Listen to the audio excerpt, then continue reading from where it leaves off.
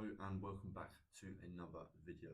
Now in today's video I'm going to be showcasing to you exactly how to first of all build out a pipeline on GoHighLevel, integrate your Facebook to GoHighLevel, and building a workflow for your new leads that come through your Facebook ads. Now let's dive right in it. So first thing you're going to want to do when you come into GoHighLevel, most likely you're going to be put on this dashboard here. When it will load, you'll see this, right? Yours will look pretty similar to this. If not, don't worry. You're probably using maybe a newer or older version of GoHighLevel. As long as it looks something similar to this, it's absolutely fine, right? This is a sub account that I've used for the purpose of this video, but yours will look very similar to this. Now, if you go to the left-hand side here, you've got all the different options that you can go through. But for the purpose of today's video, first thing we're going to do is integrate your Facebook to GoHighLevel. So go down to settings, scroll all the way down to integrations. Now here you will see every single integration that you can put into GoHighLevel, right? There's literally, I mean, I don't know how many there is, but maybe about 20, right? You can connect your QuickBooks, Shopify, Wave, Google Calendar, Google account. In my honest opinion, I'd go through and literally set up everything that you have accounts for. So if you are an e-com brand and you have Shopify, connect to Shopify. Same with Stripe, if that's your payment provider, use Stripe, connect it. Same with QuickBooks, right? Use QuickBooks. But for the purpose of this video, you're going to want to do this, right? This will look slightly different. I've already connected it, so it's already linked up to the example ad account in my previous videos, but it will literally just have like a blue button like this saying connect. Just click on that. As soon as you click on that, it will take you to the Facebook login. Just log in with the same login details as your ad account. So you don't want to be adding your personal account to GoHighLevel. You want to be adding your business account, right, where you've already set up the ad campaign and all that jazz. Now, once it's connected, simply click on this and select the ad account that you want to connect to this sub account. Once it's connected, you should see this green little icon, connection active. That means you're all connected, right? Lovely. Now, granted, you have already made an ad campaign, you've made a form, you've set up your ad campaign, you're ready to launch, or you've scheduled your ads. What you want to come and do is come to Facebook form fields mapping, right? And in here, you'll see all of the forms that you've created on Facebook. Now, for the purpose of this, I'm just going to show you this quickly. Now, these are all the questions in the form that you've just created, right? As you can see here, they're all previously filled out. This is because I've done it before the video. I'm going to show you exactly how to do these, because if you are just coming into this fresh, you won't have any of these questions, right? Because they're custom questions. Whereas down here, the full name, phone number, and email, they are already pre-built custom fields, right? So they're already automatically populated. So instead, you want to come back down to the left-hand side here, under custom fields, click on that. Now, as you can see here, these are all the pre-built ones, right? The auto-populated ones. So, you know, opportunity owner, first name, last name, email, phone, etc., etc. Now, what we want to do is add field at the top right there. Now, if you're doing a multiple choice question, it's either out of drop down single or drop down multiple. I normally just go with drop down multiple. To be completely honest, I'm not too sure the difference. I found that it works if you use either, but drop down multiple, just keep play it safe, right? Don't have to put anything in for here. Just keep that blank. Now, if you go next, when you enter in your field name, I would name it the exact same as your questions, right? So, you know, for the purpose of this, what is your average monthly revenue, right? Have these names the same as the the questions on your form, right? It just helps you better connect the dots, if that makes sense. Because if you have, like, if you were to name this, I don't know, answer one, I mean, it'd work, but are you going to get confused when you have multiple different forms, multiple different answers and questions on there? You're probably, you know, 6 months down the line, you're probably not even going to remember what this is for, right? So I would name it the same as your question, just to better organize, right? So again, what is your average rev, right? Now in here, you're going to want to enter each option that they could select from, right? So as it's, what is your average monthly revenue? The answers to that question on my form goes something like this, right? And again, add option, 50k to 100k. You can add as many, obviously, if you have 10 options in your question on your form, add all of those options, right? If you just have two, just add two, just keep, like, match it up, right? And then 100k. Now, the group, you want to select it as contact. I normally do this because if you think about it, your contact, aka your lead, is going to be filling out the form, right? So again, to better organize, I would have it as contact. If it was more general info, like, I don't know, if you're asking them on an onboarding form, for example, when you've actually closed the sale and things like that, I would have something on there like, what are the best days for us to book in quotes for you, right? That can go under general info or additional info because you've already closed the sale. They're now kind of, they're your client, right? So you can keep it under general information. But for the purpose, I'd keep a contact. Objective, contact as well. Now, all you have to do is just press save, and then that is that, right? Now you've made a custom field. Do this for each question on your form.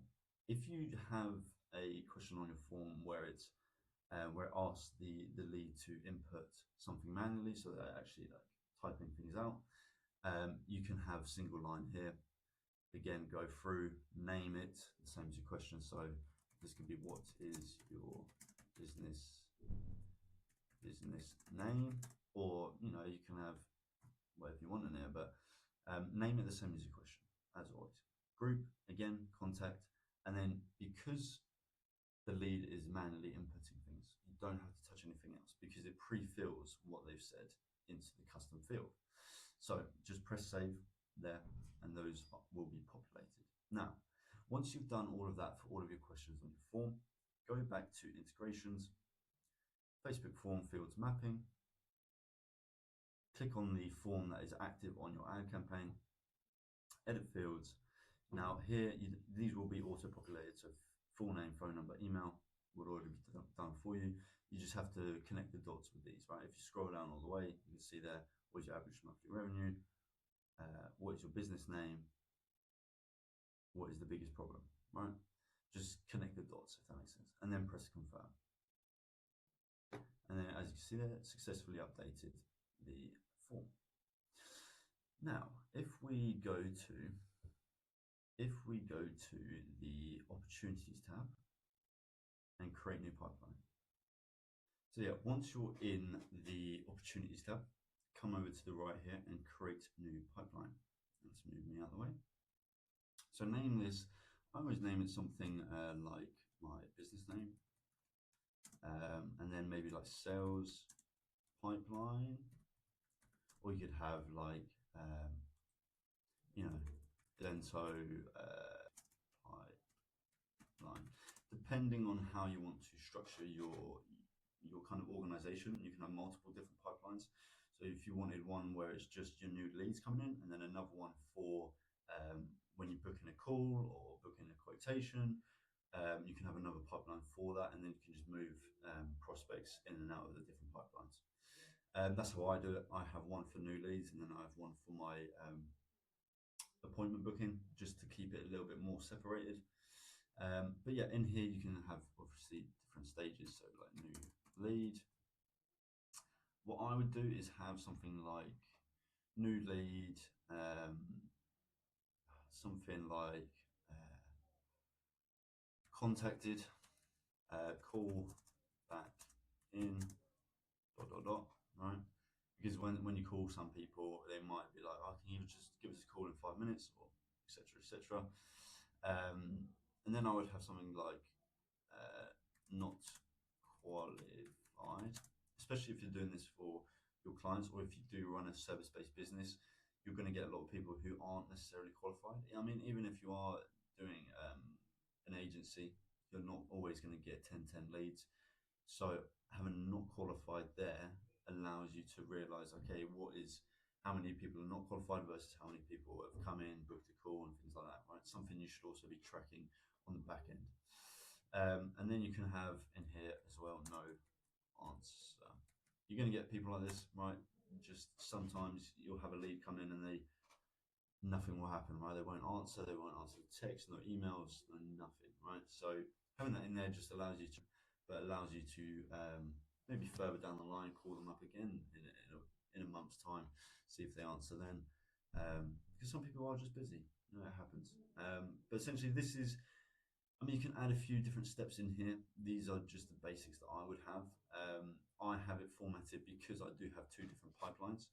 I have it formatted in such a way where it's, new lead comes in, and then I'll have call attempt number 1, call attempt number 2, call attempt number 3, and then I'll have, call back in, not qualified, no answer, just because then I can see how many times I've called this person, what the response was, have they booked in a call, etc., etc.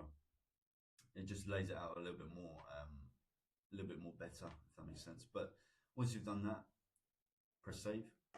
And now if we go back into opportunities, here is our pipeline. Now, this is important to set up before we go on and do the automation side of things. So let's jump into the automation. Now, this is one that I made yesterday, but we are going to delete that and make a brand new one for you guys. So you can follow along, pause the video whenever you like, and really go from there. So this will probably be exactly what you see when you first load up this automations tab here. You can use pre-built ones from the templates, right?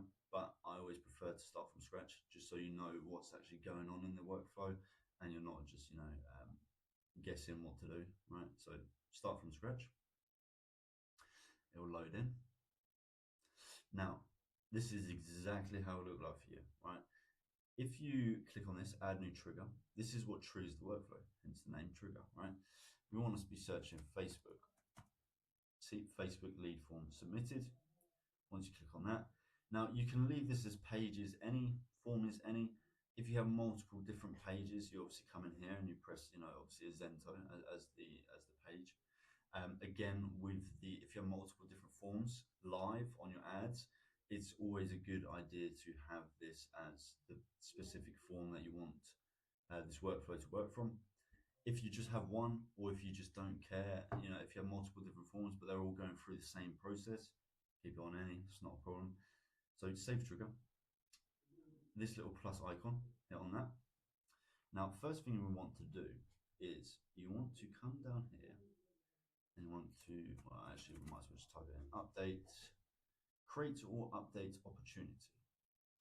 As you can see here, this is how you put your contact, your new lead into your pipeline, right? So if you click on Azento new pipeline, the one that we just created, in pipeline stage, new lead, because they are a new lead, right?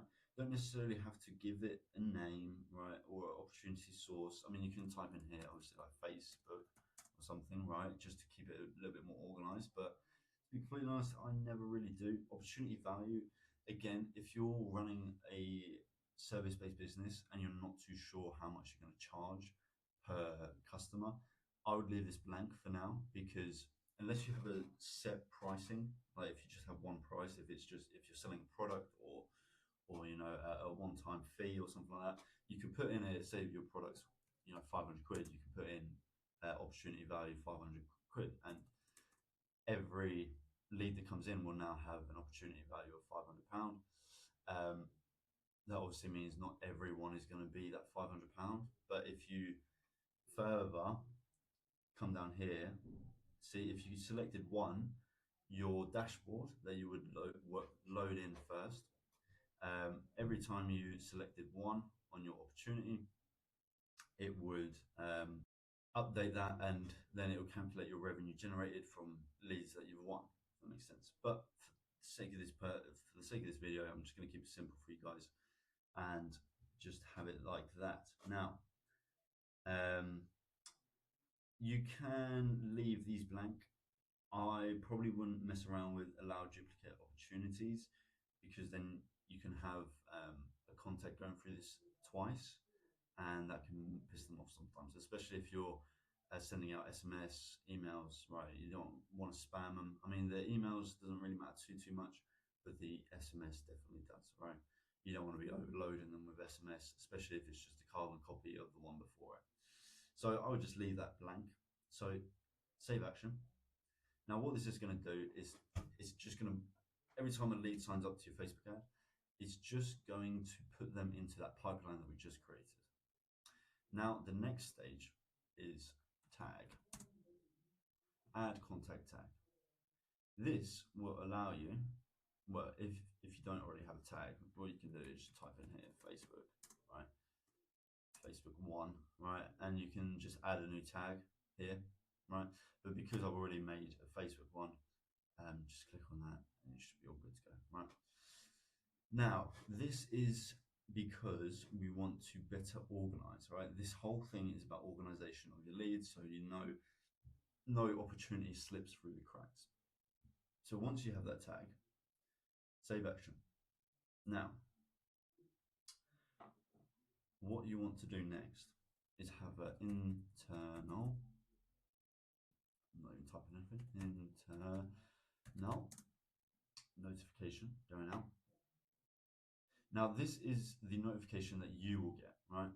Now you can have email notification, SMS, or WhatsApp. WhatsApp you have to pay for. It's like an add-on onto GoHighLevel. So just be wary of that. You might have to set that up beforehand. Same with SMS. You have to buy a phone number off GoHighLevel for this to work. Same if you're going to send out an SMS to your new lead, you have to buy a phone number for GoHighLevel. That is a whole nother video in its entirety because we have to deal with a lot of GDPR, make sure that everything is verified. You have to do a bundle address and verification steps to do that. That's something that I will go over just to make sure that you guys can do that yourselves. But for the sake of this video, it's going to take too long for me to go and do that now. But if you just want to keep it simple, just have email, right? Or if you have the GoHighLevel mobile app, notification also works. But SMS is 10 times better because that's the most likely that you're going to see it, your team are going to see it, right? So you come in here. Now, this could be something like new lead for. If you're doing this for yourself, obviously put your business name, so new lead for your business. Or if you're doing this for clients, if you're a marketing agency, what you can do is have it as new lead for client business from your business, right? Just, just to structure it a bit better and a bit nicer. What you want to do is see this little tag here, custom values. If you select on contact, full name, come down, contact again, phone, come down again, email, right? Because you want all the contact information of a new lead straight away. You want to know, what is their phone, what is their email, what is their name as well, right? So after you've done that, you want to scroll all the way down to custom fields. Now, these are the custom fields that we generated for our form. As if you can remember the Facebook form field mapping that we've done just previously, these are the questions that we've done, right? And you can add these in. I would keep a space between them because especially if you're doing ones where the lead has to manually input something like their business name or what is their biggest problem, you want it structured in such a way that it looks nice and neat, especially if you're doing it for clients. You don't want it to be all like one paragraph and it just look weird. So just keep a little bit of a space. What you can also do is just name these, right? Because these custom values, it won't look like this on your text. It will be actually populating what the answer was on the form in these little brackets here, right? So what is their biggest problem? It might show up as not enough inquiries or not enough quality inquiries or whatever the case is. So I would just have something like biggest, and then here, average rev, right? And just go through and name them, and then business name, of course, right? Something simple. You don't have to go massive with it, right? Just keep it nice and simple, just so that because Facebook isn't very good at telling you when you've got a new lead, to be completely honest. So it's better to do this through GoHighLevel because it's instant, right? To be fair, even GoHighLevel sends you a notification even before Facebook will update your ad campaign data. Don't ask me why, it just does. It just works better. Now, something I forgot to do is to user type, right? If you have multiple different users on your GoHighLevel account, you can either assign a user and come down. You'd have to assign a user using one of these, which I can show you, right? If you do want to know how that's done, just drop us a comment and I'll run you through it. Alternatively, you can just do a custom number and then put your number here. So I'm in the UK, so it has to be +44. And then, obviously your number, right? So obviously put in your number. Don't put 1, 2, 3, 4, 5, 6, 7, 7, 8. That is just so it will send it to the correct number. If you, if you have multiple team members and you just want to send it to everyone out there, you can select all users and it will just do it automatically. If you want it to go to a specific user, you can assign a user to it, or you can click down here to particular user and select the particular user you want, right? But for the purpose of this video, custom number, that's how I do it. I just prefer doing it that way, to be completely honest. But yeah, this is the internal notification. Now, save that. Every time a new lead comes in, it's going to go through to your pipeline, it's going to add a tag, it's going to give you a notification. Now what we're going to do is send an SMS to the new lead. Now, the way I would structure these is something like this, right? Hey, and you don't want to use, so go into this little tag here, contact, don't want to use full name, you're on first name basis, right? A bit more friendly, a bit more approachable, a bit more personable as well. Hey, contact first name, thank you for filling out that form. We will be in contact shortly to get you booked in for X, Y, Z, right? Obviously, if you're doing online appointments like Google Meets, Zoom, you can say get you booked in for an appointment or consultation. If you're doing a service-based business, you can obviously put in here, get you booked in for a free consultation or free quote or whatever you do, right, as your first step, have that in there, right? I would keep this short and just direct straight to the point because we're going to send another SMS in just a second, but save that action. Email, it's always good to send them an email as well, just so you have multiple different points of contact. From name, obviously you can put in there your business name, right, or you can have it as your name. I kind of prefer having a bit more of a personal approach and putting your name in here or your team name, or just make up a name, right? Subject line, this could be something like thank you, right? Again, this is the first initial touch point, so you don't have to go too creative. You can just replicate the SMS and just say thank you again for filling the form, right? Obviously make it a bit more extensive. With an email you can provide a little bit more value on what's going to happen in the next 24 hours, just so they're aware. I would always recommend doing a few emails just to give them a bit of direction on what is exactly going to happen in the next 24 hours. Are we going to get in a quotation in the calendar? Are we going to get in a call? Are you going to call me?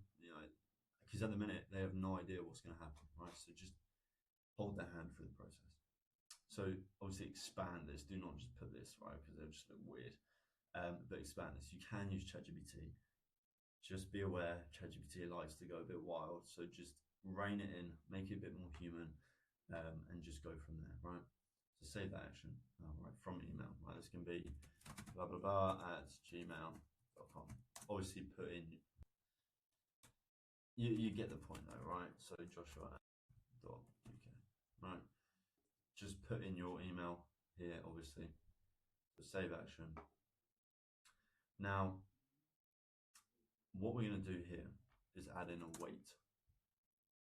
The reason why we do this is because our next point of contact, we want it to seem like we ourselves are making the contact, right? So SMS. Now this time we want to change it up a bit. So you can structure this however you want. Honestly, test it, see what works better, see if you get more replies on one version than the other. It's all about playing the game and seeing how well it works for you, right?